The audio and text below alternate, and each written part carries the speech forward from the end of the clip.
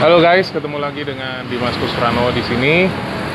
Kali ini kita mau penggantian kampas rem depan ya. Ikutin keseruan penggantian kampas rem depan seperti apa dengan penanganan mekanik dari Aldi Motor.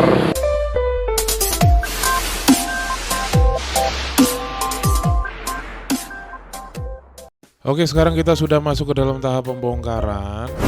Tahap pertama yang harus dibongkar itu adalah piston rem dudukannya itu ya. Setelah piston rem terlepas dari dudukannya, kita baru bisa mencopot kampas remnya.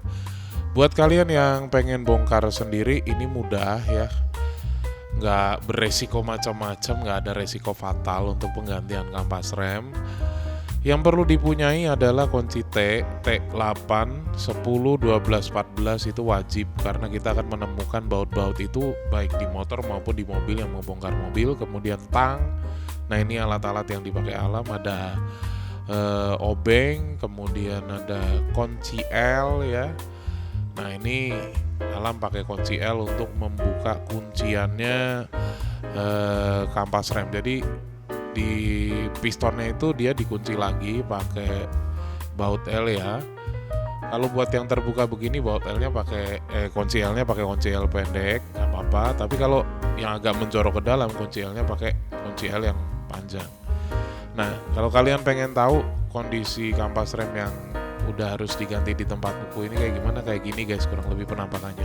Kampas remnya sudah setipis ini, dan kalau diterusin bisa makan piringan ya. Nah ini kampas rem yang gue pegang di tangan gue ini bukan kampas rem yang ori, ini kampas rem yang biasa.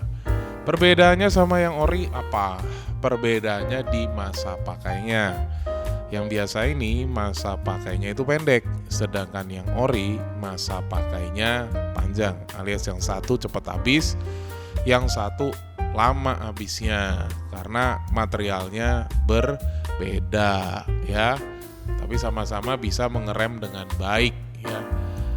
Cengkeramannya nggak jauh beda kok sama yang ori. Nah terus kalau kalian nggak punya semprotan angin kayak di bengkel begini, cukup menggunakan bensin atau air sabun udah bersih kok. Nah ini kampas rem yang gue pakai buat penggantinya juga masih sama, ini keluarannya dari Taketa ya, bukan SGP tapi Taketa. Harganya berapa? Ada di deskripsi.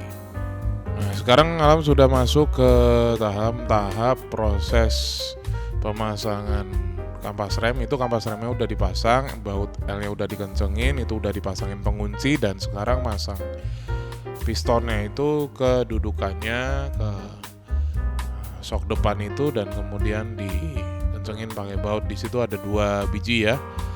Dan buat teman-teman yang ngebongkar sendiri kampas remnya, perhatikan betul jangan sampai kalian mengencangkannya nggak kenceng alias setengah kenceng, karena kalau roda bergerak, bergetar, ada getaran, bisa menyebabkan baut itu kendor dan bisa lepas, dan berbahaya banget kalau udah begitu ya. Terus juga teman-teman yang kalau mau bertanya seputar permotoran, langsung aja tulis di kolom komentar. Nanti Om Dimas jawab komentar kalian satu persatu. Dan videonya sampai di sini dulu karena pemasangan kampas rem udah selesai. Jangan lupa subscribe channel ini, nyalakan loncengnya, follow Instagram Dimas Kuspranowo, Alam Arido, dan Aldiansyah Bengkel. Sampai berjumpa di video berikutnya.